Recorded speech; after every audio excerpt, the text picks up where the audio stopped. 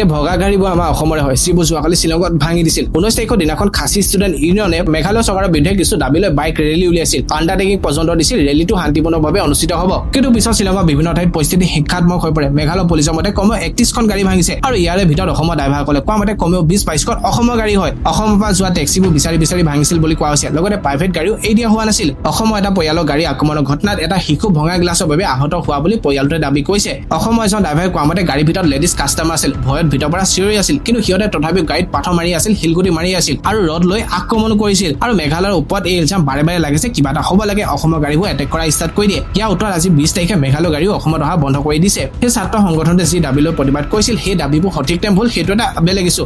কিন্তু প্ৰতিবাদৰ নামত সাধাৰণ মানুহৰ গাড়ী ভাঙি দিয়া, মাৰপিট কৰা, ভিতৰত মহিলা আৰু শিশু থকা গাড়ীটো শিলগুটি মৰা, এইবোৰ কোনো দাবী সমাধানটো হ'ব নোৱাৰে। আৰু যদি সঁচাকৈ অসমৰ গাড়ীসমূহক বাছি বেছিকৈ টাৰ্গেট কৰা হৈছিল তেন্তে এইটো কেৱল ল এণ্ড অৰ্ডাৰ ইছ্যু নহয়, এইটো অসম আৰু মেঘালয়ৰ মাজত বিশ্বাসৰ সমস্যা। আৰু দেখি কিন্তু ভালে লাগিছে, ইমান কেইখন অসমৰ গাড়ী ভাঙি দিলে, কিন্তু অসম চৰকাৰ এতিয়ালৈকে ইয়াত একো মাতেই মতা নাই।